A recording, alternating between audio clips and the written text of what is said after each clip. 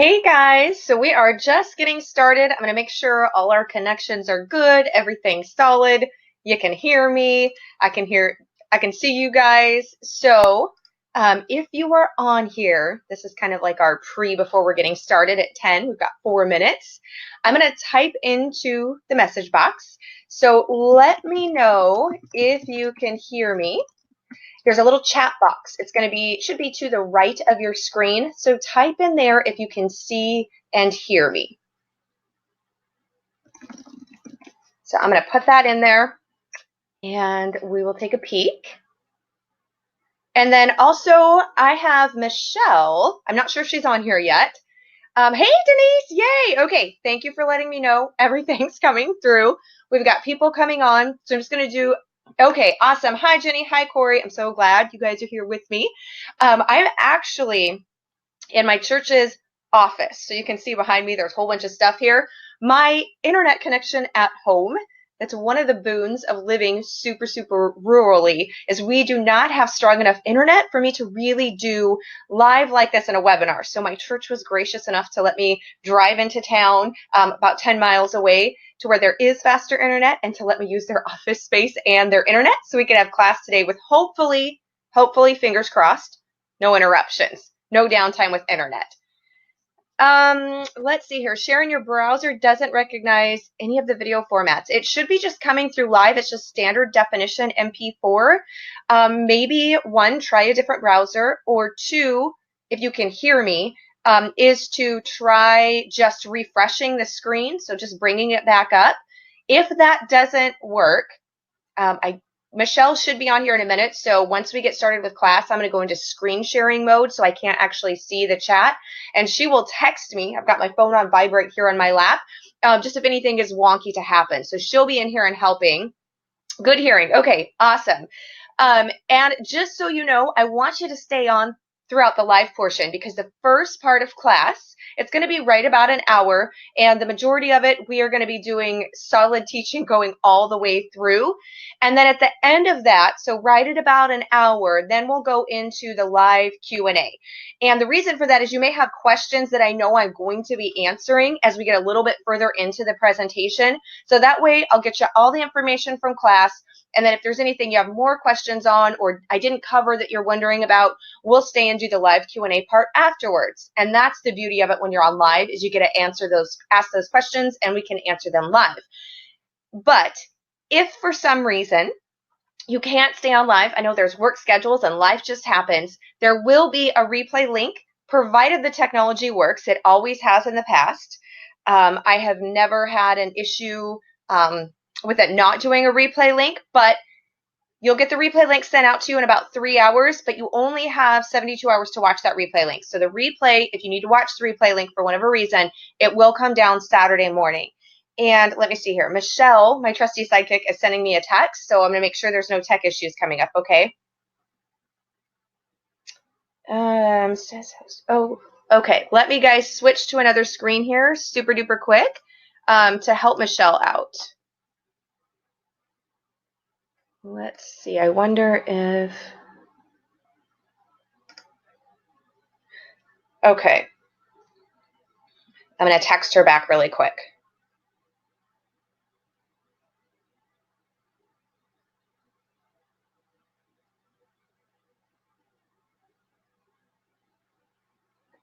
Okay, so hopefully that solves the thing for Michelle. I'm going to check really quick. Okay, guys. Danielle, I do not have closed captions on here because it's live. And so because it's live, I don't have anything pre-done up. So I'm sorry on that part. There's not closed captions available for the live portion of it. Okay, so we're right at 10 o'clock, guys. So we're going to get this party started. I'm so excited that you're here and that you're joining me. Just quick, we've got everybody's popping on because we're at our official start time now. So it looks like everything is a go tech-wise. Michelle will be in the chat room with you, helping you out. And so you can look for her in there if there's problems or if you have questions. And we'll be going for right at an hour. At the end of that, we'll have our live Q&A part. So I will do my best to get to all of your questions if I don't answer them throughout the presentation. And Michelle just let me know that our back stuff worked, so she's in. So you see Michelle Hedgecock, that is my helper. So she's going to be helping out in here with everything. Okay, so we're going to get started. I'm so excited that you're here. I know I probably repeated that a few different times, but I'm super excited. So I'm going to go into screen share mode so that we can get this party started and rolling. And so as I do that, there may be a little baby bit of delay between when you hear me speak and what you see pops up on the screen, just the nature of when you are doing anything live. So let me know if you can see up on the screen now. You should be able to see a slide from my screen sharing that says food for a year, and it's going to have rows of canned food, home canned food on it. So let me know as soon as you hear that screen come up, and hopefully that you can still hear me. Occasionally when we go into screen share mode, the technology freaks a little bit, but I'm hoping it doesn't today. Okay, perfect. Y'all can see it, seeing everything well, and you can hear me. Okay, we're gonna roll. So you are here, obviously, hopefully, for the free masterclass that we're doing, which is how to plan and raise enough food for a year for your family. And I am so excited because this is the perfect time of year. And this is going to be if you are a beginner gardener or if you're an experienced gardener. I think there's going to be tips in here that are going to help you at no matter what level you're at. And even if you've never grown a garden before, or if you've never grown a garden where you had enough of a crop that you were able to preserve enough to take you through a full year, we're still going to walk you through. This is all going to be applicable. I'm going to walk you through so that you can do it. So a couple of things that I believe, and I'm pretty sure you believe too, if you're here, is our food shouldn't come with a side of pesticides. Can I get an amen? So all of the practices that you'll ever hear me sharing, that I'll share even in classes like this with Inside the Pioneering State Academy, my live shows, podcasts, all that stuff, is how to do it from a natural standpoint. So without the use of pesticides, and honestly, I don't even really use organic pesticides, which is a whole nother side discussion, but I try to do things just from the most natural standpoint as possible and still getting good results for our food. I also believe that everybody can, and not only can, but should grow some of their own food. Even if you live in a little tiny apartment, you'll be able to grow something, even if it's just an herb in a windowsill. Of course, I hope that you can grow a lot more than that. I also believe, and I'm pretty sure you do too, that being self-sufficient and having a day job aren't one or the other. You do not have to move completely off grid, though if that's your goal, because that is some people's goal is to go completely off grid, and I think that's a wonderful thing. But for a lot of us, we still are going to have our day jobs. We're still going to have some aspects of modern life, but you can still do this while intertwining it with everything else. And there is a special bonus that everybody's going to get from today if, there's one caveat, if you stay with me through the entire class. So if you stay with me till the entire class, at the end, you're going to get a special bonus, and it's going to have to do with your planting and planning of your crops, and you're totally going to want to do it. So there's just my little teaser, kind of like my proverbial carrot, which you see carrots there in the picture, to say, stay with me till the end, okay? Okay, first up, we need to talk, this is our planning part, right, is how to decide which crops are going to give you the most yield. Now, the reason that this is important is because we want to get the absolute most that we can from the space that we've got available to us, right? And all of us are going to have different amounts of space. Some of you may be doing container gardening, raised beds. You might just have a large patio. Others of you are going to have a really large yard, so you can do a large annual vegetable garden. And some of you may have a lot of acreage. But no matter what you've got for your planting space, our goal is to get the absolute most crop that we can from that space, because it's less work, right? And we all want less work for the most reward, especially when we're looking at putting up enough food from that crop to take us all the way through a year. We're also going to be talking about options for storing a year's worth of food. Now, I love to just eat fresh from the garden. So our gardening time when I'm talking like annual, think your summer vegetable garden, those type of crops, usually about mid-July to mid-September, we are eating pretty much just from the garden. And then, of course, we raise our own meat, so we're having some meat in there too. But we can do a lot of fresh eating. But our goal is to not just have that fresh food during that crop season, but to put enough up to take us all the way through the year. So we're going to be talking about that, different options, different ways of storing the food and preserving it. Okay, we're going to get into now how to plan your crops. So planning your crops is going to really be crucial, especially when you're looking at taking that food all the way through the year. So it's a little bit different. Some of the principles are going to be the same as if you're just planting a vegetable garden to eat fresh. But when you're really looking at it from that self-sufficiency standpoint, taking you all the way through, we really need to look at what we're planting. So the first thing that I like to do, or kind of my first number one goal, is when I'm deciding what to plant, is to plant food that your family consumes on a regular basis and actually eats. So oftentimes I will see different gardening plans that people put out, and that may be something that their family eats. But if you're not eating a ton of canned corn, do not plant an entire field of corn. So we love to have fresh corn. Corn on the cob is like one of our favorites. But we only really eat it when it's in season and when it's fresh. Canned corn and frozen corn isn't something I use a ton in my family's cooking or just eating like a side of corn. So for us, that's not something that we put a lot of garden space to or growing, but your family may be different. So the reason I say this is because your garden should be tailored to you and your family's needs.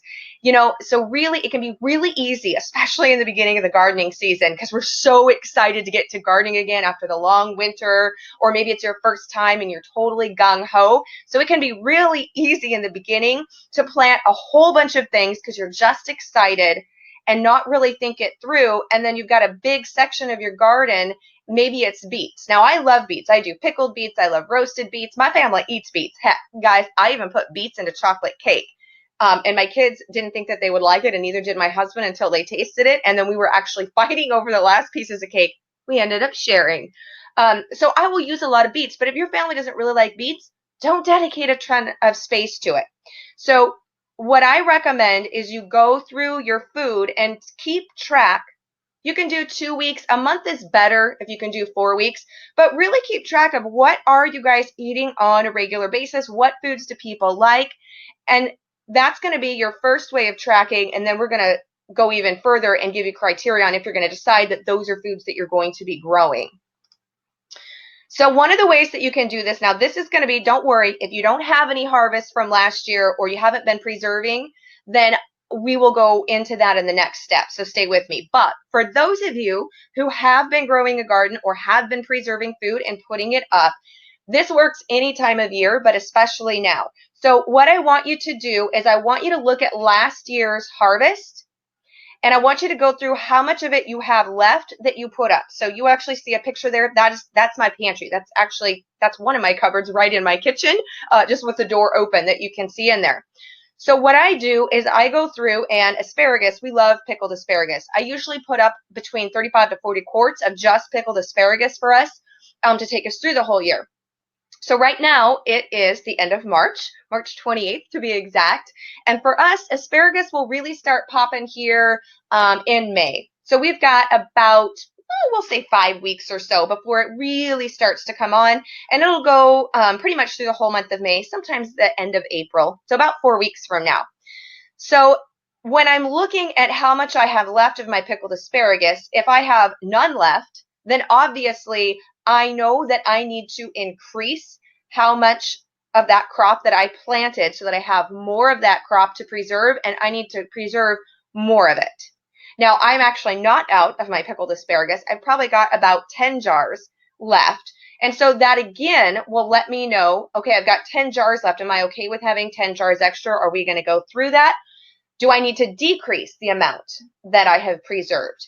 So it gives you, and the reason I say to do this every year is because your eating habits and your family's eating habits, as it grows, or get smaller if you've got kids that are ready to leave the nest, or you've got younger kids. My son is turning 13 next year. I mean, not next year, excuse me, next week on his birthday, which means he's going to be eating a lot more in the next couple of years.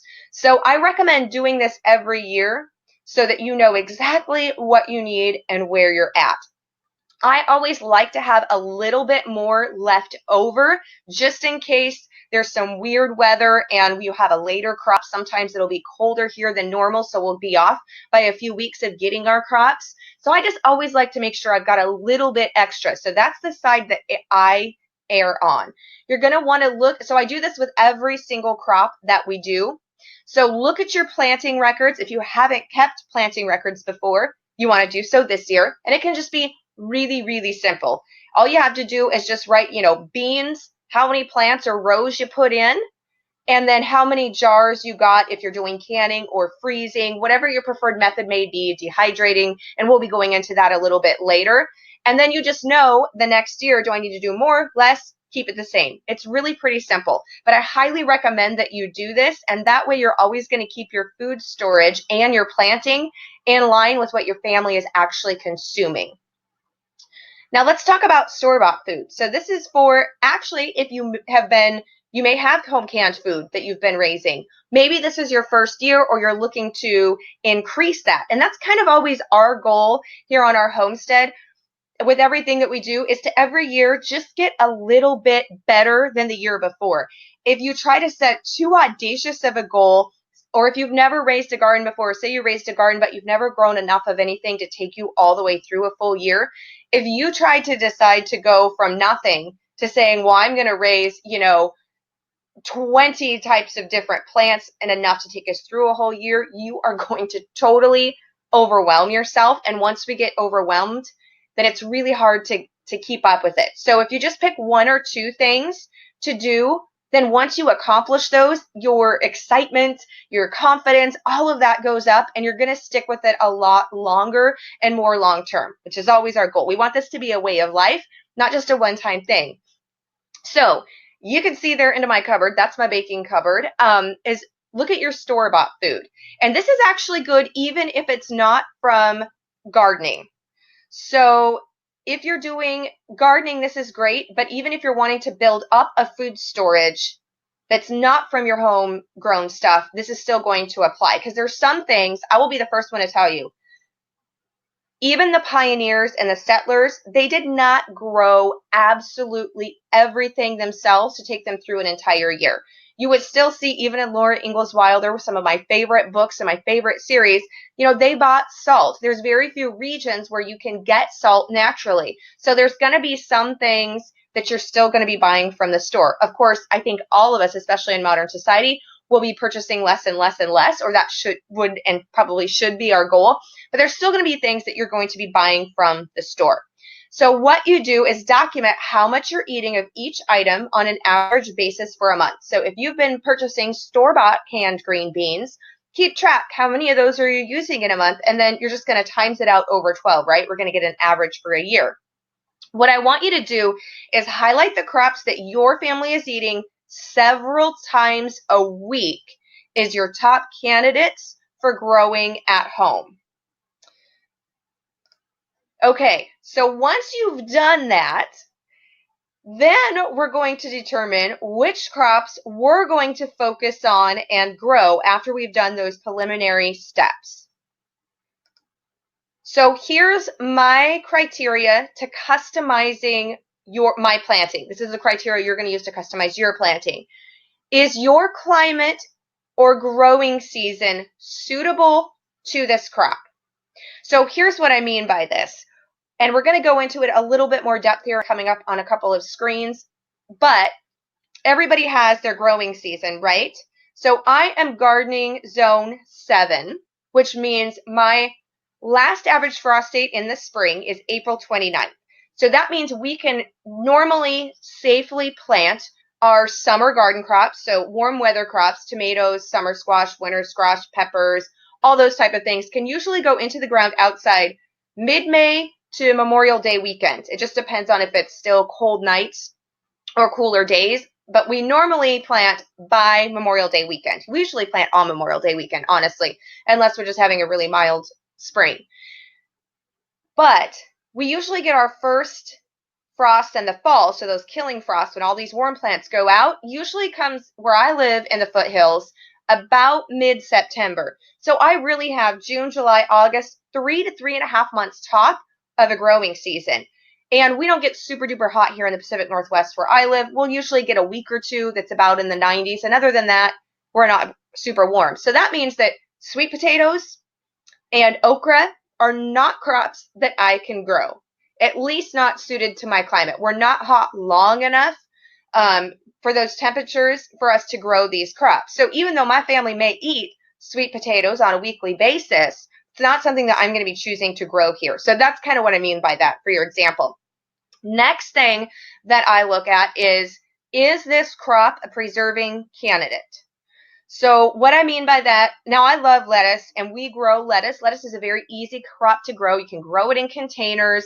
You know, we use it for salads. And if you're doing gluten-free or keto or some of those other type of eatings, having the lettuce is great to use in the summertime in place of a hamburger bun or a hot dog bun or a wrap. And so we'll use lettuce leaves that way.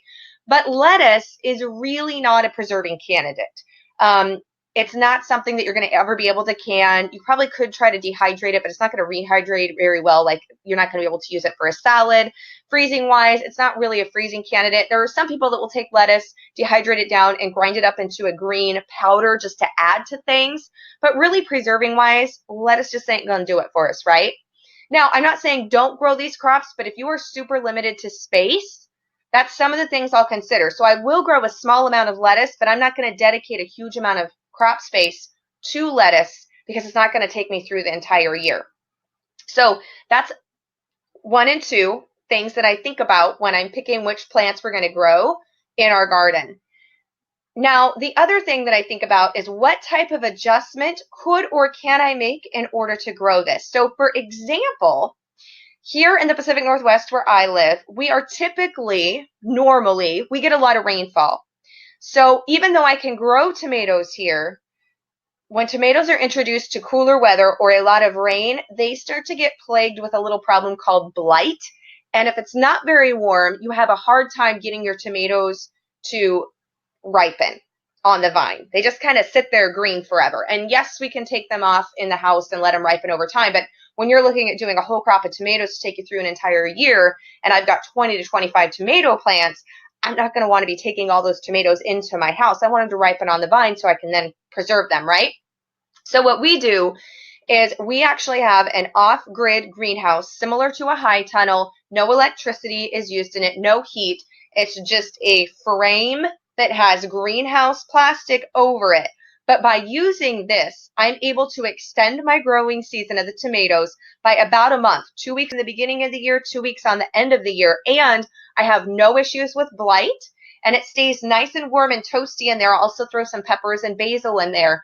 And so that I can grow them, especially when we're having a really rainy and cool year, which we get those every now and then. So if you can make an easy adjustment like that in order to grow the crop, then I say go for it. But that, especially if it's something that you and your family are eating all the time. So that's kind of the quick criteria that I use when we're deciding what to put in, and you can use too. So next up, you really need to know your gardening zone.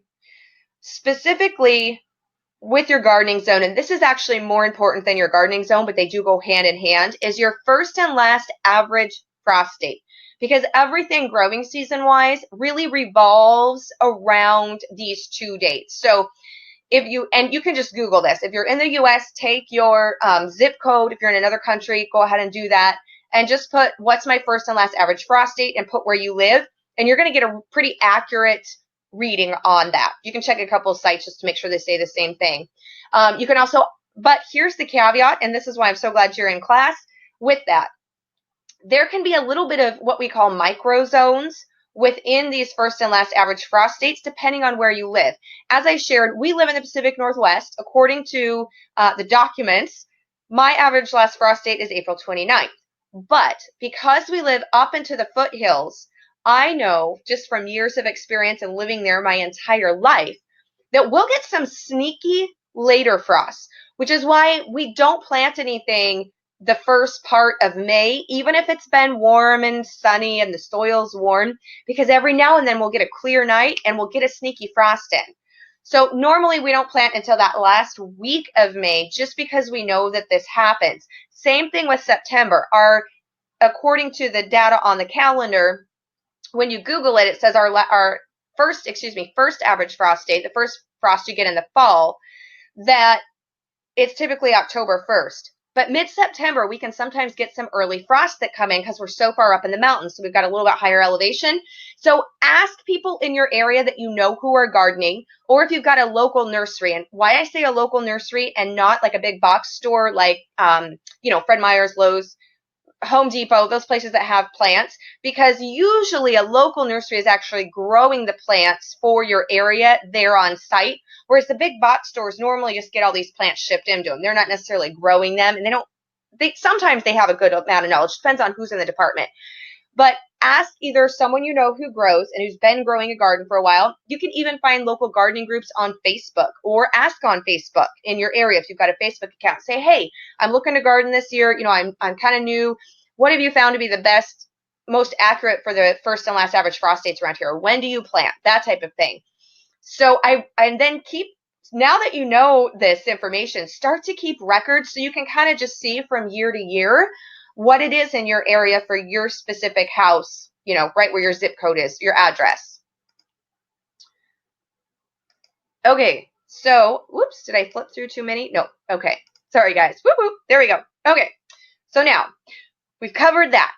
Next up is pick the right variety of each plant for your growing season. So we've just went through the criteria if you don't know what your growing season is to figure it out. And I told you mine is about 90 to 110 days max. I try to go with the side of this shorter growing season just in case we have inclemental weather or a cooler year. I always try to plan for that 90-day window. And if I get those extra 10 or 20 days, like score, awesome. But if not, I've got my bases covered. So here's what I mean. When we are looking at our varieties of plants, so say you're going to be planting cucumbers and you've got preserving in mind, so you are going to be doing some pickling cucumbers. Boston, Chicago are my favorite pickling cucumber variety. But the reason I'm telling you this is you want to look at the varieties of the specific plant, because they will tell you on the packet, or generally if you get a magazine online, a lot of times seed catalogs or seed companies will send you out a catalog. You may be ordering them online so you can see in the description, or you might be going to the store and you'll see on the back of the seed packet. But they will usually tell you how many days it takes for it to germinate. So that's one factor we're going to look at. And what germination means is when you pop the seed into the dirt, how many days until that baby is sprouting, and it shows you that it's growing. That's our germination days. And some plants have longer than others, and some varieties may even have a little bit longer germination period. So if you are looking at a super short growing season, you want to pick the shorter days to germination if possible. You also want to look at how many days to harvest. Within zucchini, cucumbers, pumpkins, almost any plant that you're going to be picking, depending upon the variety, some of them are going to come to harvest shorter, faster. So you might have a 60 days to harvest, where another variety of that same plant is going to say 90 plus days to harvest. If you're in that short growing season, by goodness, we are going to go with that shorter one so that we have a longer harvest time. So those are some of the things that I do. Plus, a lot of times you'll see on the description is you will see if it says suited to cooler climate or suited to hot climate. Pick those varieties. So for example, like with peas, you've got your snow peas or your sugar peas. Well, those are suited to cooler climates, right? Whereas a lot of your shelled peas, those are more suited to warmer climates. And you're going to find variations a little bit within different varieties of each of these. So just look at those. So don't just say, I'm going to plant a green bean and just pick any old green bean. Try to find a variety that's best suited to your area. And this is just some of that general criteria that you can use to decide what that's going to be. Okay, I'm going to take a drink real quick, guys, because I feel like I'm getting a little bit hoarse. So bear with me for just a sec. Alrighty. So some of the things to look at is, do the days to harvest fit within my growing season, which we went into just prior. The other thing that I ask myself is, can I grow this if I start with seedlings or I start the plants indoors myself? Now, this is specific for me when it comes to peppers and tomatoes, because my growing season is not long enough for me to plant a tomato seed in the ground May 31st and then to get enough harvest or crop off those tomatoes before we get our frost. I have to start my tomatoes and my pepper plants indoors, and I start them here. I do about 8 to 10 weeks before my plant out date, which is May 31st. So I started those 2 weeks ago, and they're going right now in the house. So those are some things that you'll want to think about. Do I need to start these indoors? And if I don't have to start them indoors, I prefer to direct sow. It's less work on my part. And so I try to direct sow whenever possible. But with my tomatoes and my peppers, I'm going to not grow those. And I know I can grow them and get enough of a full year's crop out of them if I just start them indoors. So think about that. There may be some things that you can do if you just give yourself an extra, like for me with the tomatoes, it's 8 weeks. You might just need an extra 2 weeks, depending on what it is in your growing season. So think about that. The other thing that I ask myself is, maybe I'm not able to start everything that I want to indoors or that I need to, depending on your growing season. So this is what I ask myself, and this helps me determine which plants I am going to be starting indoors. Can I purchase this variety anywhere else? Now, for me, I do a San Marzano Lungo number 2 heirloom paste tomato. And we'll talk about that a little bit further along into class. But I know that I cannot purchase that variety where I live as a seedling or as a tomato start, as a tomato plant. I have never seen it in any of the stores, any of the farmers markets where you can go and buy seedlings there too, the local nurseries. That's not a variety that I've ever seen for sale here. So that's another reason I decided to start my tomato plants at home and early. So that's something for you to ask yourself. Now, if you can purchase that variety pretty inexpensively, pretty cheap in your area, it's pretty prevalent, then you may decide to start instead some things that you can't. So this is just going to give you criteria because it's all specific to what our family uses, what we eat, and where we live. Okay. So let's talk about, we're actually putting our plants in, and let's talk about taking advantage of the space that you have so we can get a super amount of crop. My advice, and I do this even though we have, on our homestead, we have 14.96 acres. Basically, we have 15 acres. Now, a good portion of that is pasture because we do raise all of our own organic grass-fed beef cattle, our own pork, and our own chickens. So a lot of that is going to be pasture. Our house and our yard, which is where we have our garden and our fruit trees and fruit plants, is about an acre. But most of that is actually yard and outdoor living space, that type of thing. It's not all vegetable garden, but we're still able to grow 50% of our own fruit and vegetables that takes us through the whole year, that we preserve enough of, takes us through a whole year that I don't have to buy in the store. So I even use this as well. I want to maximize the space and have the least amount of work for the most amount of harvest. Go vertical. So you'll see that as a picture up on the screen. That's my vegetable garden from, I think 2 years ago now, and those are pole green beans. So if at all possible, pick a climbing variety when it comes to beans, pick a pole bean. All of your squashes, so summer squash, winter squash, most of those are going to be a climbing variety, right? So you can train any of that. If it's any type of vine that goes out, train it to climb up a fence or up a trellis system, and then you're still going to get the harvest from that, but you're going to have more space on the ground to put other crops in. And particular, I have found personally with pole beans, I've done bush beans and I've done pole beans, and I always go back to the pole beans because the pole beans for me are more prolific. I get a lot more bean off of a pole bean per plant harvest-wise than I ever had from doing the same variety but in a bush form. And where we live, if high humidity, a lot of rain, any type of mildew or fungus is an issue where you live, When you're going vertical, you've got more air circulation, and I find that I have less issue with disease. So there's a couple of reasons I say go vertical. Look for those climbing varieties if at all possible. Here, I want you to think about taking advantage of spaces that you might have that you don't even think of as growing spaces. So what you see up on the screen, or you will see there quickly, is a grape arbor. Now, this is actually our back patio. It's where we've got a picnic table, and I actually have an outdoor cooking space. So when the power goes out, we don't have air conditioning in our house. Normally in Washington State and on the west side of the mountains, Pacific Northwest where we're at, you don't really need air conditioning except for about the month of August because we just don't get that hot. But in August, it gets really hot. And so I have an outdoor cooking area where we can go out and I can cook out there. I can out there. And so what we did is my husband built a grape arbor, and it's just 4 grape plants, and they go up, they cover the complete arbor. So they do provide shade, which is great, but they're up and they're over. So it's not actually taking very little yard space. The grapes themselves, even now they're about, oh goodness, probably about 10 years old, these grape plants. And they only take up, their trunk is only probably about, oh goodness, as far as actually in the ground, you've probably only got about, 2 feet around it. So it's very little space. And you can do this over an arbor. You can do it smaller. We actually have it just going over arching over the whole part of the patio.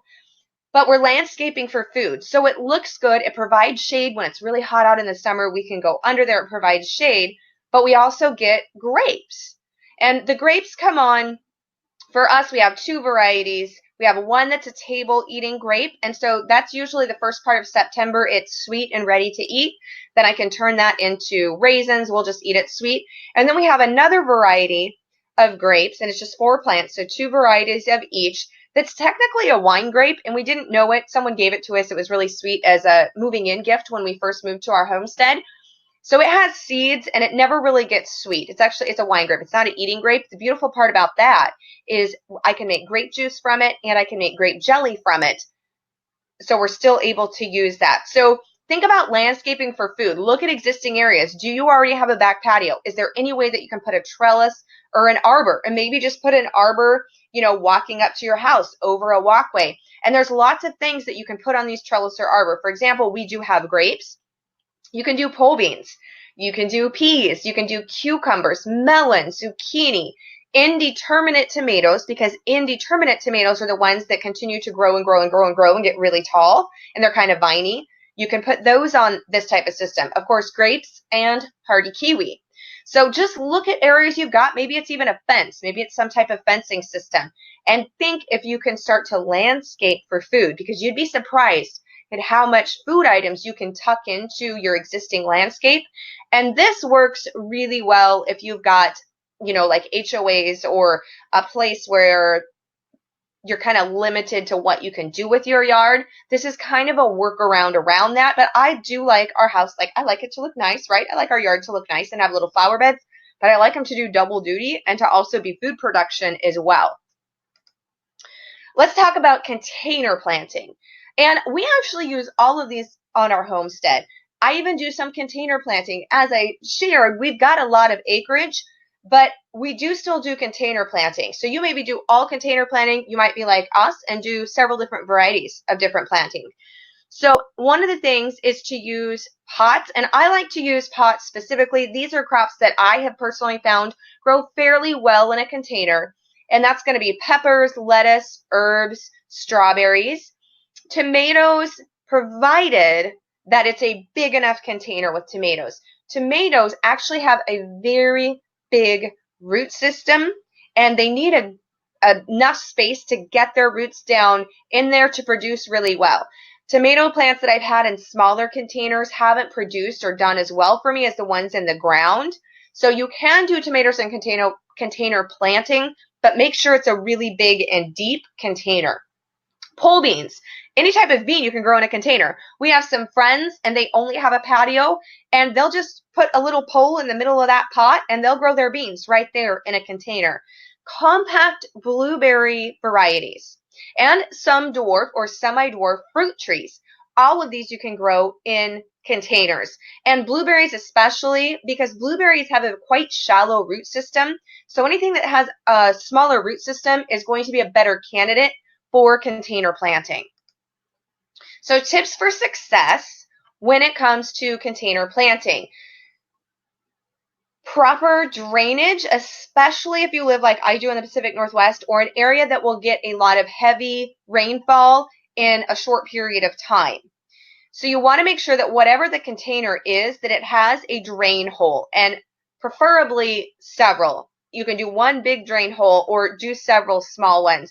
And then when it's a really big container, I like to put just in the bottom quarter of it, we'll fill it with some large rocks or a little bit of gravel and mix that in with the soil on that bottom layer, just because root rot, because we do get so much rain here, can be an issue. So if you're in a really heavy wet climate, you may want to do this. I also always recommend doing a good mix of potting soil and compost, because you want to make sure that it does drain well, and your potting soil and compost is going to help with that, especially if you have like clay soil. But another reason for that is with your container plants, it's not like when you have plants in the ground where they're going to get nutrients from the surrounding soil and runoff and that type of thing. When you have a container plant, it's kind of an island. So you have to make sure that you are feeding that and it starts off with a really good soil base to begin with. And we'll be talking about that a little bit more here in class. So the other thing that I recommend when you're doing container planting, especially when it comes to perennials. So your perennial herbs, if you're doing semi-dwarf, if you're doing blueberries, anything like that that comes back year after year after year, larger is better. So I try to go as big as possible. That means that the plant, I'm going to have to water it less. The plant will have time to grow. I'm not going to constantly have to be dividing it. You're not going to get root bound as quickly. It's just easier all the way around if you go as big as possible. And you can use lots of things for containers. I've seen old like cast iron bathtubs, old wheelbarrows that maybe, there's some holes in it or it doesn't work anymore. You can get creative. People will use 5-gallon buckets. I do like the whiskey barrels for my permanent things. That's actually my kitchen herb garden there, taken in really early spring. That's right outside our back door and right outside our back patio. So some other things to do is to mix your herbs in with your flowers, and specifically in containers if at all possible. And here's why.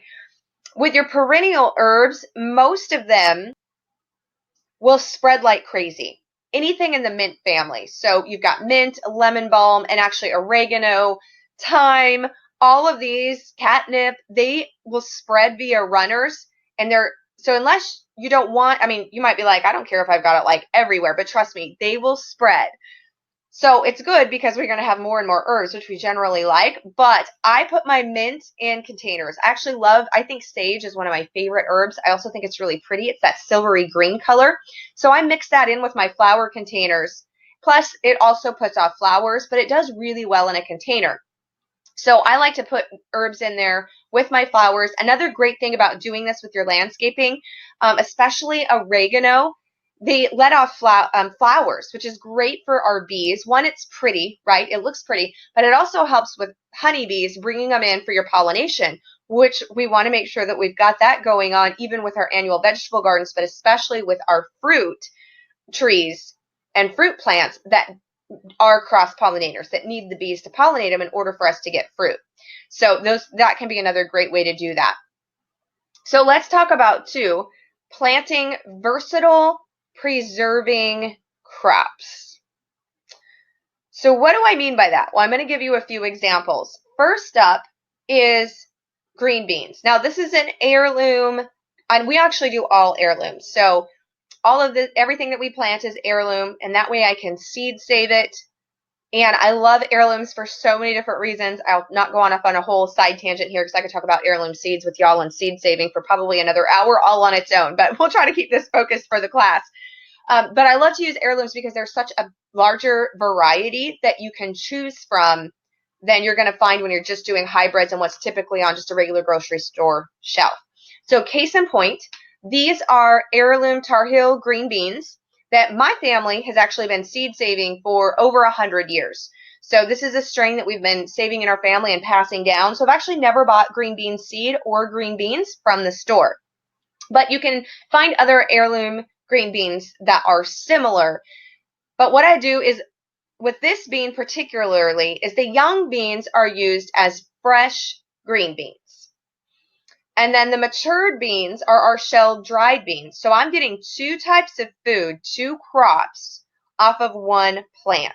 So you'll see in the picture, the one on the left where it's really green, a little bit skinny, that's where it's young, and that's just our regular snap green bean. Now you do have to string these. This particular variety is a string bean. We say string it, you snap it, and that's our green beans that we eat all year long in a can up.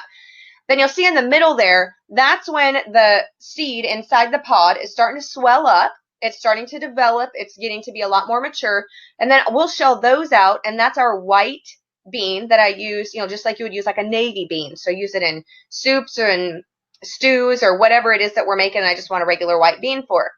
Then you let it go even further so that it's totally like past the point almost of being mature and really dry. And that is our seed bean. Now I can use that seed bean as just a regular white dried bean as well, but that's what we say for our seed bean.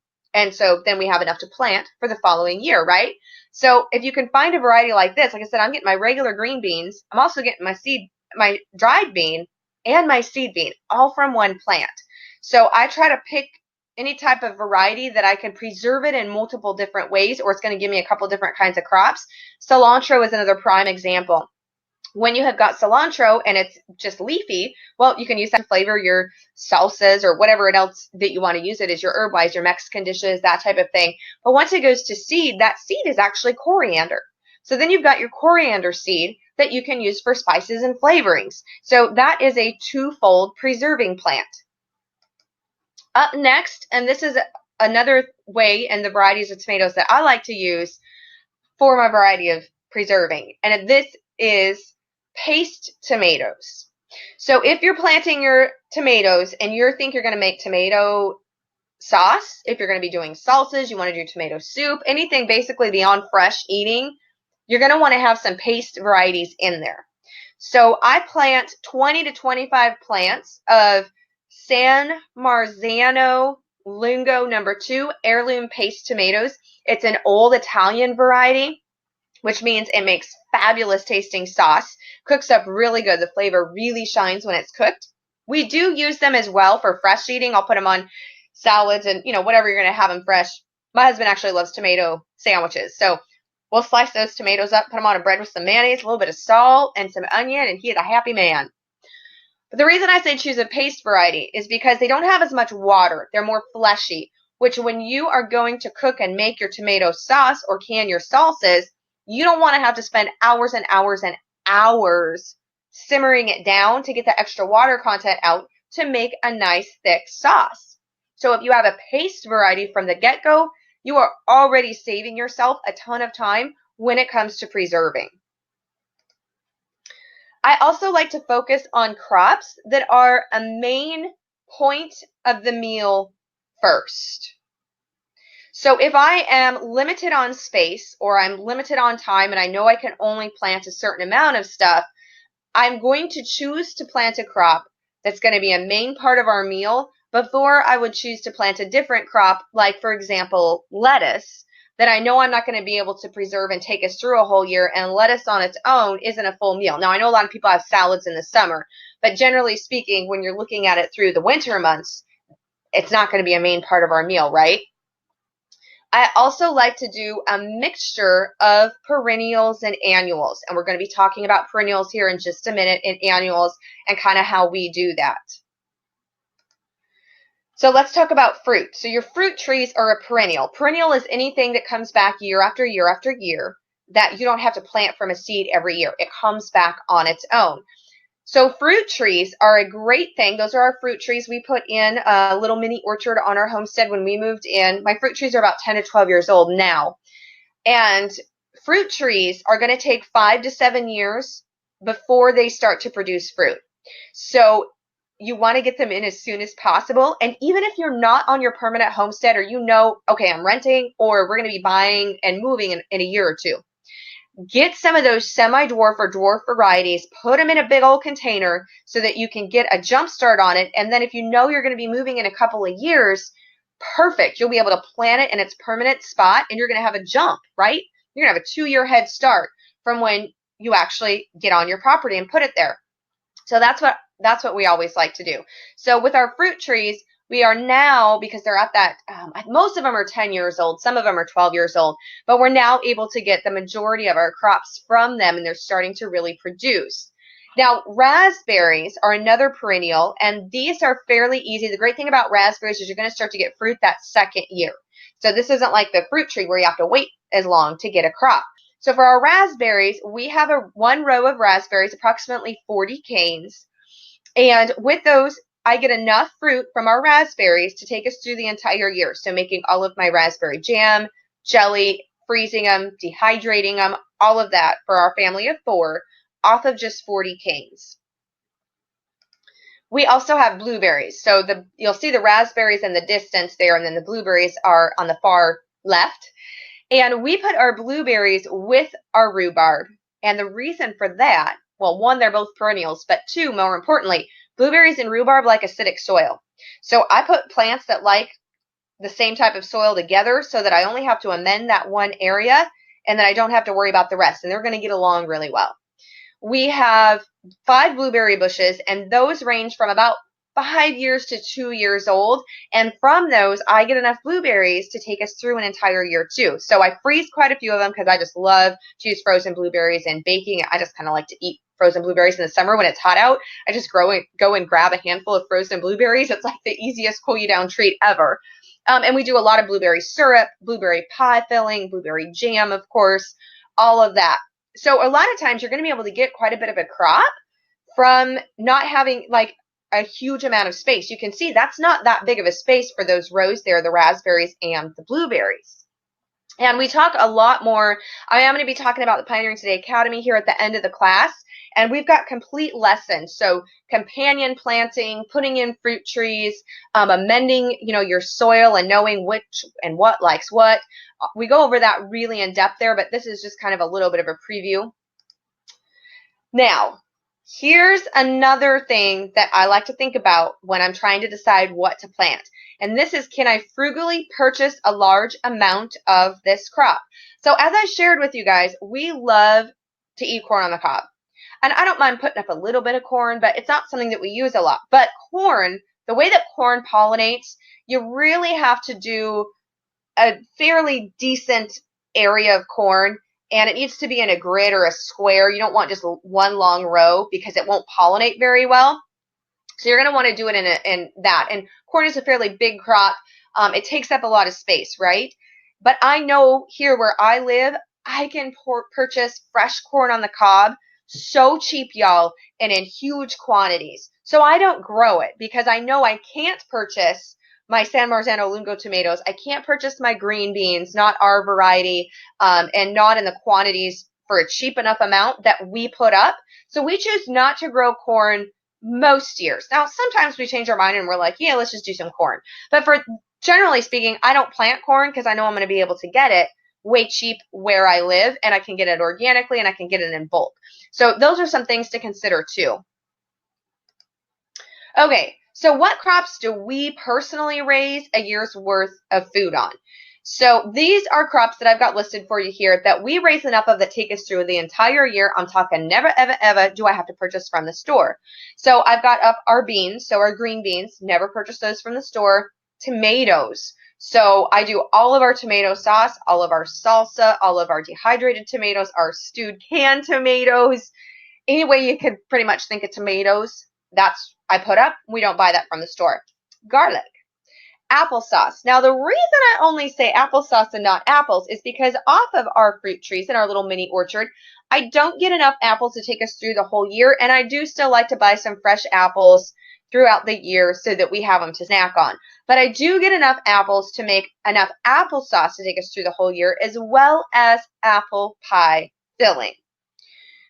Blueberries, raspberries, and then we raise all of our own chicken. So I've got my hens for my laying flock for our eggs, and then we do meat chickens, which we raise and butcher ourselves. We raise all of our own pork, all of our own beef, and the majority of our herbs, at least herbs and spices that will grow here. So I do purchase cinnamon. That's not something I'm going to be growing here, but rosemary, sage, mint, oregano, chives, all of those we grow enough of to take us through an entire year on the homestead that I don't ever have to purchase those. So I want to talk a little bit about real life on the homestead. So you'll see in there a picture, that is my husband and our 2 kiddos, and we're standing in front of our vegetable garden. And we raise, as I said, all of our own meat. We do a full summer garden, and then we do our fruit trees and our bushes and the perennials. And up until this past September, I actually worked as a pharmacy technician. I had a day job, plus I did the authoring the books, the website, the academy, podcast, all of those things. So I had 2 jobs, and then our full functioning homestead. My husband works a full-time day job. He's a sawyer, actually cuts guitar tops, which is kind of cool. And then he's also a EMT, volunteer firefighter, and fire commissioner. And the reason I tell you that is because I get busy, and we are still able to do all of this, raise all of this, do all of this, and still do everything else in our normal and regular life. So I want you to know it's possible, because a lot of times people ask me, well, I just don't have the time to do that, or, I think it's going to take a huge amount of time. It does take time. Ain't going to lie to you. But I want to kind of break it down and show you how much time it does take, or how much time it takes us. So when you're looking at your fruit trees, bushes, and your perennial herbs, usually, and this is going to depend on how much are you planting. Now, if you're looking and you're saying, well, I'm going to be putting in, 50 trees at once, it's probably going to take you more than 2 hours. But if you're just putting in a typical amount for just, a regular four family home, like say you're doing, 5 or 6 fruit trees at once, about 2 hours for your initial planting. And the beautiful thing about your perennials is once it's planted, and you're done, provided you put it in the right spot to begin with.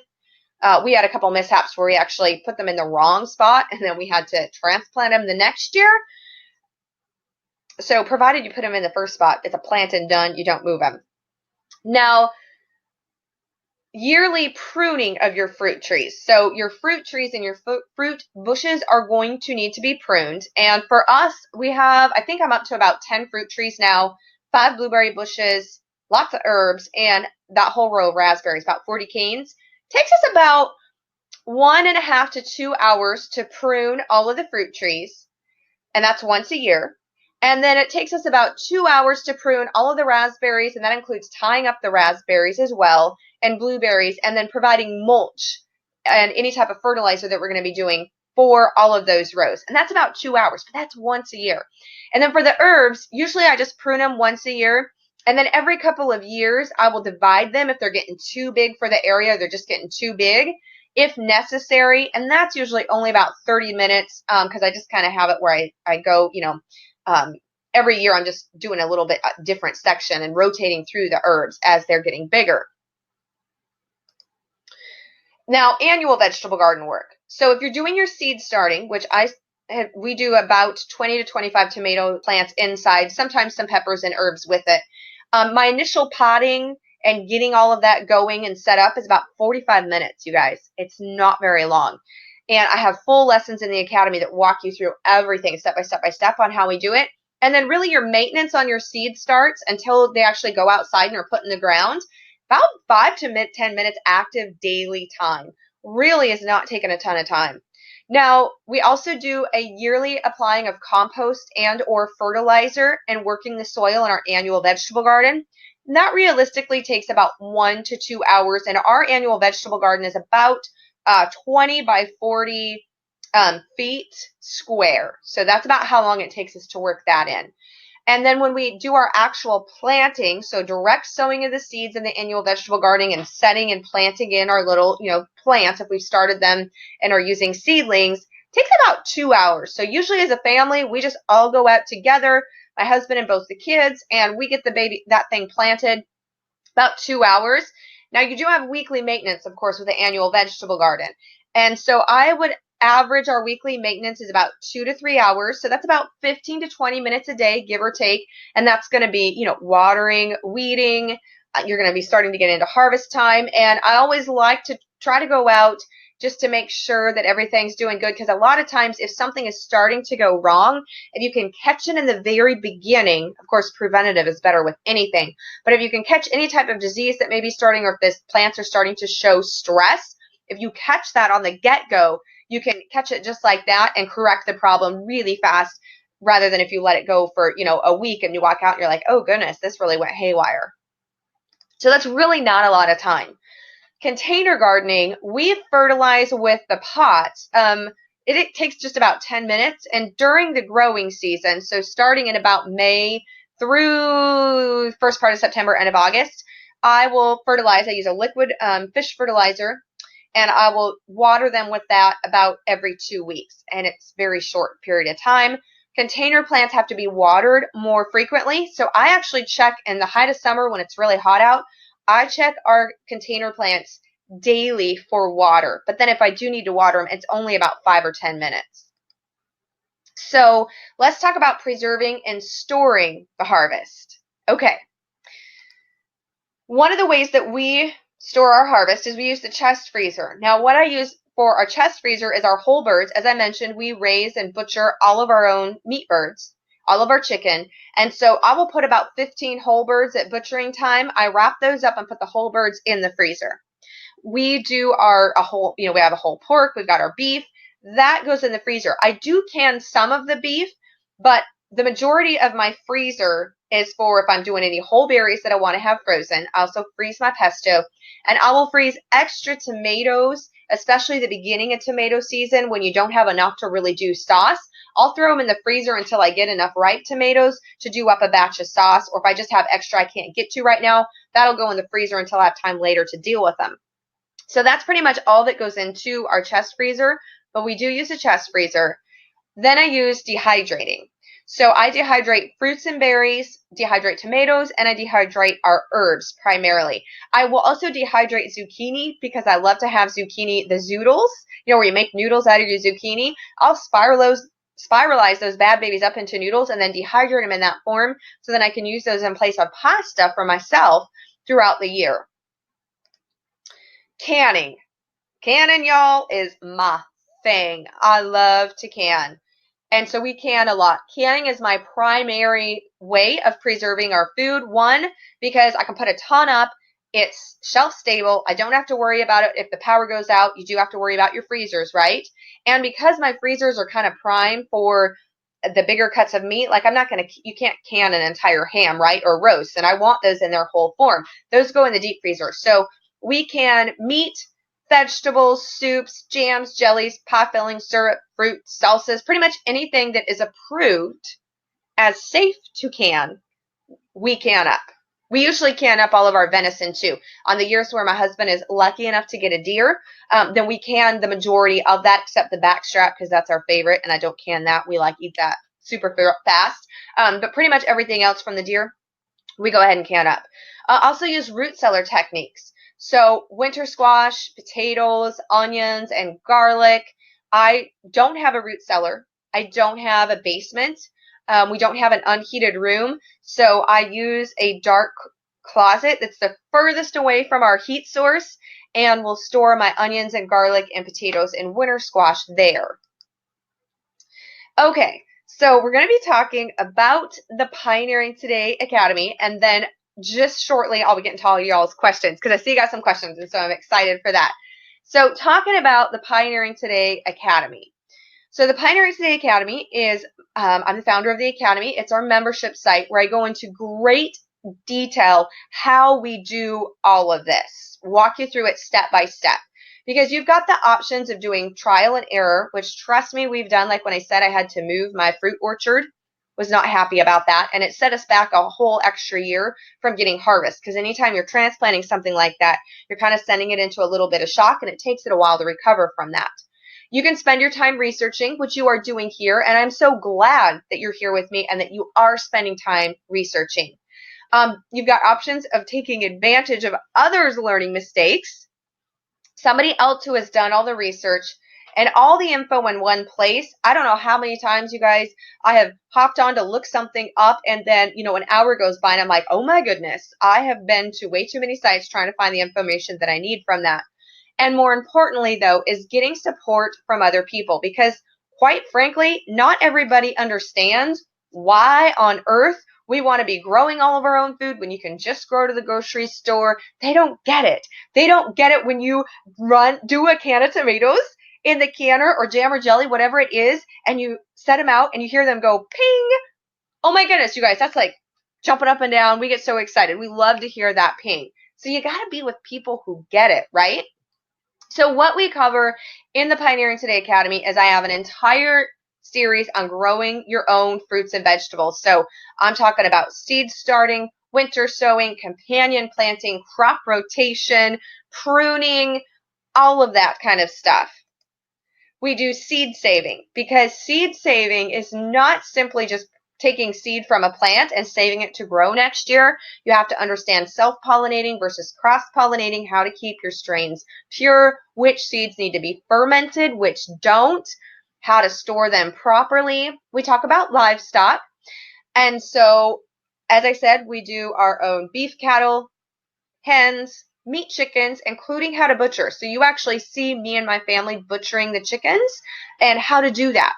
And we have members who had never done it before and who went through the academy and are now butchering their own chickens, which is super excited. If that's your thing. If that's not your thing, you totally can skip that lesson. We have our home canning with confidence, and this one's really important because we go through canning safety, water bath canning, and not just water bath canning, but making your jams and jellies low sugar, no sugar, and without store-bought pectin. Because frankly, we've been making jam for a long time as a society, and we haven't always had those little pouches. So we teach you how to do all of that. Pie filling and then pressure canning. How to do your meat, how to do your broth, of course, your vegetables, soups, all of that, and how to do it safely with the pressure canner.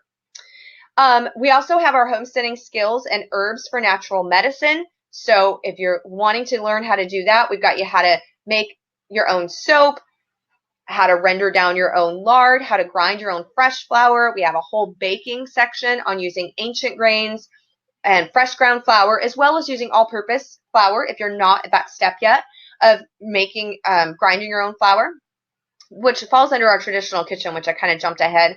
Fermenting, dehydrating, pretty much any and everything on a homestead.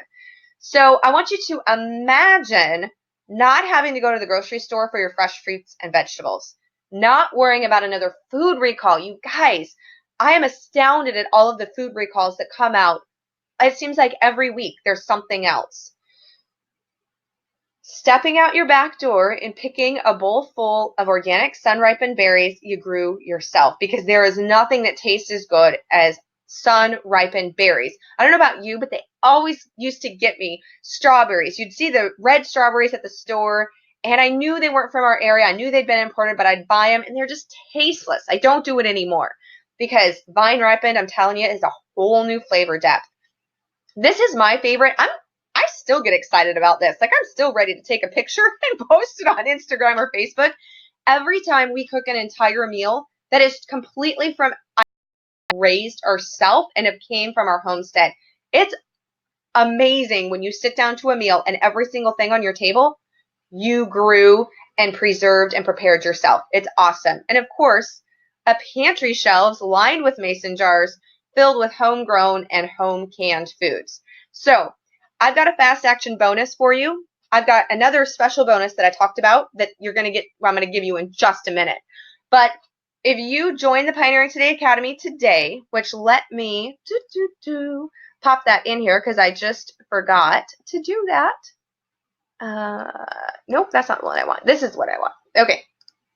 So I'm talking about the Pioneering Today Academy, and y'all can join right now. The only way you get to join actually is if you're on the webinar, because it is closed for enrollment, but just for you guys through this Saturday, you have the option to join and check it out. And we're going to have some more bonuses. So if you join within the next hour while the webinar is going, you're going to get this fast action bonus, which is our calendar of how we raise all of our own food for the year. So at what month we're calling the farmer that we get our pigs from. We don't breed our own pigs. We get those from a farmer. So when do I call and put that order in? When do I need to start start my seeds for this and all that, so that you can plug that into your area and go through and do the things that you want to do that we're doing. You've got this blueprint for you. Now, with the Pioneering Today Academy, you have a 30-day money-back guarantee on a full-year purchase. So if you join, I'm pretty sure you're not ever going to want to, but if you decide, nope, it's not for me, or something happens, you just shoot me an email and I give you your money back. It's not when I hate it when you try to get a refund from somewhere and they like run you around in circles, drive you crazy pants. That doesn't happen. But I'm pretty sure you're never going to want to cancel. So you have two options. You can get a great discount if you join for a full year at once, or you can do monthly. And if you're doing monthly, you can choose to cancel at any time. But like I said, we've had people in with us for 2 years. I'm pretty sure you're never going to want to leave. But enrollment closes. Your opportunity to join closes this Saturday. So March 31st, 2018 at 9 p.m. Pacific time, which is midnight Eastern time. Door closes, can't get in. So right now, the current price, $27 for monthly, or if you want to do the 1-year subscription, you get 2 months free, plus you get both copies of my book, autographed copies. I'm going to sign them and mail them off to you myself, of both my books, The Made from Scratch Life and Handmade. Now, this bonus is to when you purchase a full year in advance, and I've got 30 copies available, so it's limited to the first 30 people, but I will be mailing those off to you as soon as you purchase. Well, I should say the next business day, because I have to actually go to the post office to mail those. So total value, you get full access to everything, y'all. So all 6 models.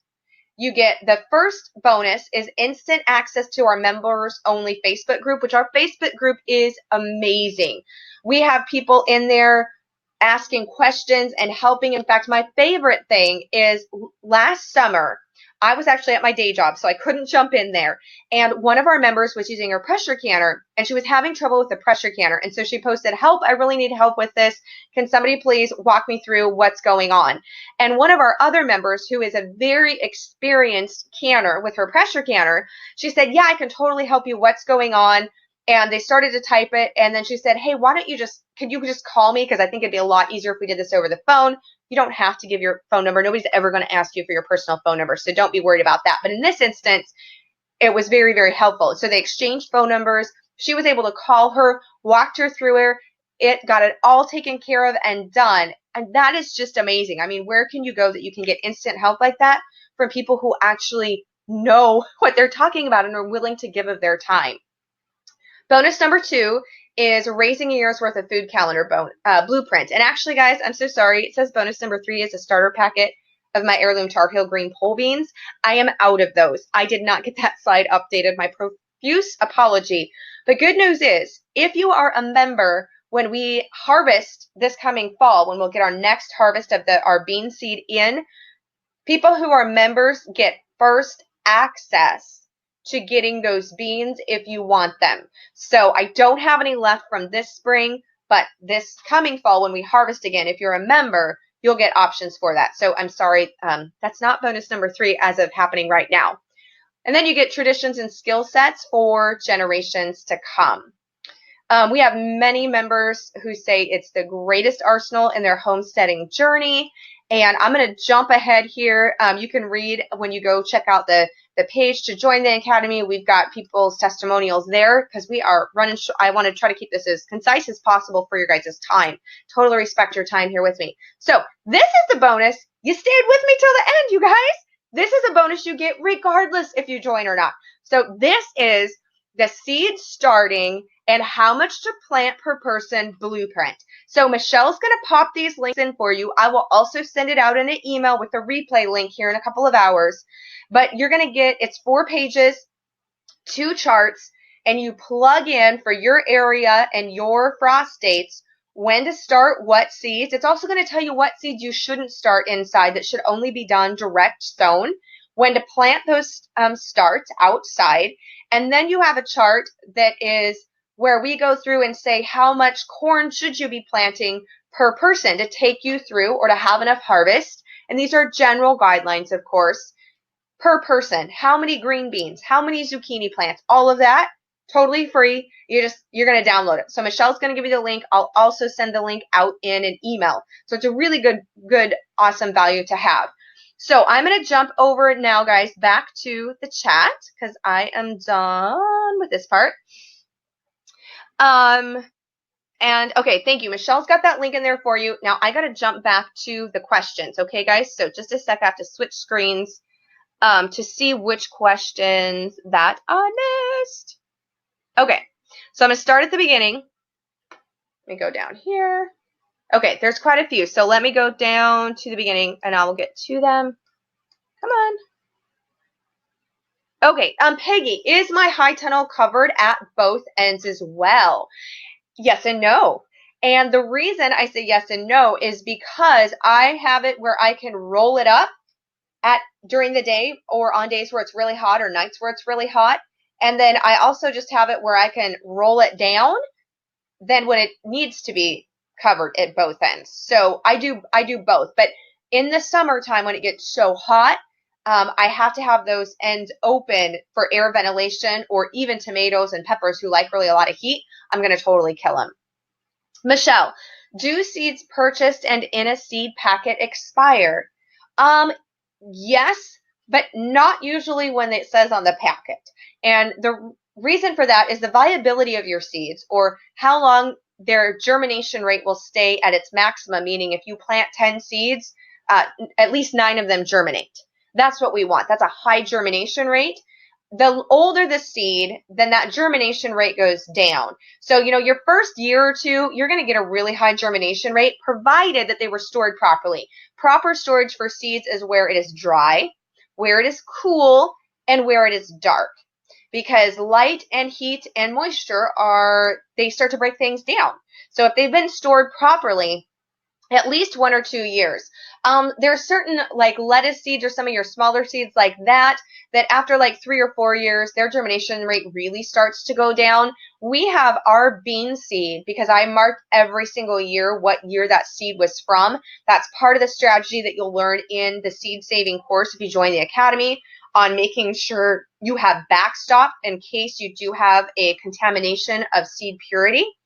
I have had our green bean seed, and it has been like 8 years old, and I've planted it and had a really high germination success rate with it. So it depends, but generally the first, 2 to 3 years, you're really going to be good. So there is, but it's really more your germination rate goes down, not that just all of a sudden all of the seeds are bad. Okay.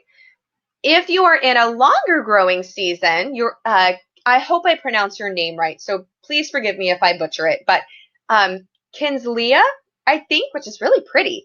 Anyhow, if you are in a longer growing season, yours is 201 days, is it best to still choose the seeds with a shorter time until harvest so you can have a long harvest window? That's a great question. And if you're only going to do one variety, you could definitely go that route. You could also kind of do a little bit of staggering. So you could plant some that have that shorter growing season, and then you can plant some that have that longer growing season. And so as the shorter growing seasons ones are coming to an end, then you're going to be going into the other ones will just be coming on, and you're going to have a fresh supply. So if I had that longer growing season, that's what I would do, is I would kind of stagger plant some of those varieties. You're going to be planting them at the same time, but when the maturity happens and you can harvest, is going to be staggering one from another. Caroline, what is an underground plant? Do you mean like a root plant, like your carrots? That part develops underground. I'm thinking you may be referring to when I was talking about plants that spread via runners. So when you have something like raspberries, actually will send out runners that travel under the ground and then they pop up. Blackberries do this, raspberries do this, and your mint, oregano, thyme, stinging nettles, a lot of those type of herbs do that as well. So I think that that's in reference to what you're asking. I'm not 100% sure. Linda, you are wondering if we have any problem with yellow jackets or wasps with the falling grapes from the arbor. That is an excellent question, and not as much as you would think. The birds actually try to get into they try to get into the grapes more. There is a little bit of yellow jackets, and so when I'm picking, I'll kind of just keep an eye on where I'm putting my hand. But we try to pick the grapes um, quickly or when they're ready so that they're not falling, because we want to be the ones that are eating them or preserving them and getting the use from them. So there are some bee activity on the grapes, but not, I mean, like we still go out and sit and enjoy the area, not to the point where we're not able to be out there for fear of getting swarmed or stung. Hi, Patty. Do you need to be sure the wood containers are not treated with chemicals? Excellent question. And I would say yes. Personally, I do not use treated wood. I will pick to use wood that is cedar. Cedar is a rot resistant, especially here in the Pacific Northwest. Some people will use treated wood or treated with chemicals, like railroad ties or something you'd not want to use. They don't rot. They've been treated with a lot of stuff I would not want in my food. You'll see some people will use a liner and then go ahead and use them. Totally a personal choice, but for me personally, I don't want to use any wood that is treated with chemicals because I don't want that leaching into the soil and therefore leaching into our plants. So that's my personal preference. Karen, what seed company do I buy from? Hey, Karen. A couple, actually. Of course, with the beans, we seed save those ourselves, so I'm not ever buying those, but I will buy some seeds, and I do use Baker Creek Heirloom, rareseeds.com. I use Seeds for Generations, which is a family-owned heirloom company. So I will send you guys out some links in the upcoming days with more of these resources and links to these different places. So keep your eye on your email, but I'll provide you with some links to the places that we use and that I do. Okay, this question from Michelle. Do you plant all of your peppers and tomatoes in my hothouse? You're wondering how large of a house you would need to construct for about 20 tomato plants and 12 or so pepper plants. And how far apart do I plant them? Okay, excellent question. And I do show you, if you decide to join the Academy, I show you all of the tomatoes and everything within the hothouse. But our hothouse is 10 by 20 feet. And that is enough for my 20 tomato plants. I don't know if you would get 12 pepper plants in there. I usually will do at least 5 pepper plants and then some basil. So you would be close to getting that full amount in there for sure. I do 3 rows, and those rows are probably about 1.5 feet apart. And then each plant, let's see, each tomato plant is probably about 2.5 to probably 2.5 feet apart. When I'm putting them in their babies. And so that's how, so yeah, you can actually get quite a bit into that space. I think you'd be really close to getting most of yours. And I do put all of my tomatoes in the hothouse, some of the peppers, but you'll see in the slideshow I had a picture of a container with jalapeno in it. And because the peppers are small enough I can put those in a container plant, I will put some of them out on our southern exposure patio. And that way, if it does rain, I can move them under cover. But when it's really hot, I can move them right back out into the sun. So I do put some of my peppers outside, but not in the ground, in a container that I can move. What blueberry bush varieties do you have? Oh my goodness. I did not. This is a folly. When you put anything in that's a fruit tree or a plant variety, I keep records now. I didn't when I planted them. I've got several different varieties. I've got some smaller, more compact varieties and some larger ones. I'll see if I can find which varieties they are. I don't remember off the top of my head. What is the size of our garden from Pat? So Pat, our vegetable garden is a 20 by 40 foot rectangle. And we did increase that by about, probably about 10 or 15 feet last year. It was a little bit smaller, and just last year we increased it to that size.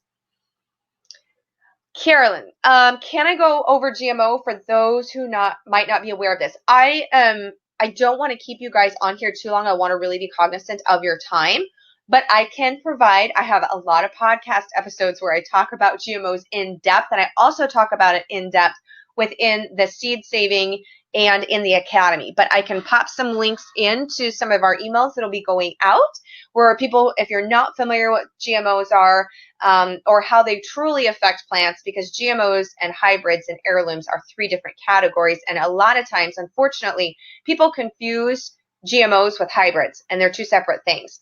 But I will put some links and some resources and emails for y'all. Approximately how long do packages seeds last? Carolyn, I did get to cover that a little bit earlier. About 2 to 3 years for maximum germination rate. But if they're properly stored and you can do germination testing, you'll still be able to use them. I've done up to 5 or even past years. Okay, Sherry, how do we keep deer and other critters out of our garden? You're on 15 acres too. Awesome. And you'll have an average garden plot, but you have deer and other critters. So for us, we do have deer, and we keep our garden fenced. I've had the same fence using metal T-posts, and I actually have, I know I keep saying this, but in our members only Facebook group, I just did a Facebook live video to show our fencing. It is a 2 by 3 inch metal fencing just from a garden store, and it's about 3.5 feet tall. Deer can jump that, but the deer have not jumped that into our garden, and we've had the same fence in the same garden spot for going on 12 plus years. For other critters, it's going to depend, is it, if you've got squirrels, we don't have a squirrel problem. Do you have rabbits, things that burrow or things that can climb? But fencing or a barrier has been the absolute best for us. When we dry our green beans for seed on the vine or picked and dried, we do both. If the weather is holding, then I prefer to let them dry on the vine. It's easier, and they're going to be the best for seed because the longer they're on the vine, the more they mature and the more viable they are. If, though, weather is turning, hard frost is coming, it's going to be really wet, then I will pick them and shell them and let them dry in a single layer inside the house. I prefer to let them, if at all possible, to dry on the vine. Hi, Marilu. Can you tell us what I feed my meat birds and my laying hens? If I used regular layer feed and scratch from Tractor Supply, is that healthy or full of bad stuff? Great question. And I do talk about your feed because your meat birds need a different amount of protein. They need higher protein than your laying hens. So your meat birds need around, if memory serves me correctly, about 20% protein, 20, I think 22%. Laying birds are about 16 to 18%. So I feed a different formulation to my meat birds than I do my regular laying hens. I use organic only feed, and I do purchase some feed from the store. Mine are spoiled and prefer crumbles. They don't like pellets. And I will mix in some scratch, and then I supplement with garden scraps or scraps from our table, that type of thing. So, and then they are in a chicken tractor, so they get rotated around the pasture, so they have access to bugs and grass and all that fun stuff. So I do a combination of things for our birds. Kinsley, how do you dehydrate zoodles, and how long will dehydrated zoodles last, and how do you store them? Well, I do have a full lesson on this, but I do spiralize them. So I just have a handheld little spiralizer, puts them in a noodle form. Then I dehydrate them like that, and then I vacuum seal them and put them on the shelf. And they are going to stay good for, dehydrated foods has a really long shelf life, but at least a year. I try to practice food rotation so that what I put up, I'm replacing the next year with maybe just a little bit extra. So that's how I store mine, is I just put them in a vacuum sealed container, use my vacuum sealer, and toss them on the shelf. I have also put them in a mason jar, though, if I knew I was going to be using them within just like a month or two, and put excess in a mason jar with just with a lid, not sealing it like canning wise, but just put the band on in the middle and tighten it down really tight and use those within a few months, and they've been fine that way too. Heather, for meat birds, we actually do the Cornish cross, and we do about 15 every year, and that's enough with all of our other animals and our meat production to take us through a whole year of our whole birds. Penny, we don't process our own beef, and the reason for that is here in the Pacific Northwest. So beef, to get the absolute best flavor for your beef, you want to let it age, you guys. Preferably 14 to 21 days. 21 days is preferable if there is enough fat on the meat for it to be safe. That aging process helps it to be tender. There's an enzymatic process that goes on that gives you amazing flavor, but it has to be kept cold enough. We're not cold enough here. I don't have a cold locker to do a whole beef. So actually, a girl that my husband went to high school with, her and her husband own a local butcher shop. So they do our beef for us, but we do our own chickens. We have done our own pork too. But I sometimes will also use our local butcher for the pork, mainly for space and cold storage wise, because your pork you want to keep cold and get processed really quick. And I don't have a cold locker. We don't grow any of our own grains at the moment, Sharon. Let's see. Heather, if I don't grow my own wheat and grains, where do I buy it at? I have got a few different sources that we buy our different grains because I will use, well, if it's in reference to what we're eating, so spelt, einkorn, and organic hard white wheat, or if I'm buying grains for the animals, then I actually just use our local feed store. But I will send you guys out some links for that. I talk about that quite a bit where I get my grains in some food storage episodes of the podcast and blog, so I'll send that out to you as well. Okay, Pat, what if you are already a member? I'm not sure. If you're already a member of the Pioneering Today Academy, then I am so thrilled to already have you be a member. I'm not sure. I think you have something else that didn't come through in the question, though. I'm not sure in reference to what. So if you're still on, or email me for clarification, because I'm not sure I understand what you're asking in reference to. Andrea, can you do the monthly for just a month and then up it to a year? Yes. Yes, you absolutely can do that. So if you're a current member and you're on a monthly plan and you want to go to the yearly plan, just email me and we'll get that taken care of for you, no problem. So email me at melissa@melissaknorris.com and I will totally get you taken care of. Hi, Linda. You joined when you did the canning classes. Yay! Yeah, that was last summer. So if you just have the canning class and you don't have the full membership, then I will totally can help you out with that and get you transferred over. And I can find out where you're at if you're for 1 year or longer. So Linda, please email me because I do have several Lindas in the Academy, so I know which Linda for sure it is. So please email me, melissa@melissaknorris.com, or message me on Facebook. You can do that as well so that I can make sure that it's you and we can get that all straightened out for you. Mary Jean, you can get San Marzano Lungo #2 seeds, and this is where I got mine originally before I started seed saving at rareseeds.com, which is Baker Creek Heirloom. Sandy, when would I recommend starting a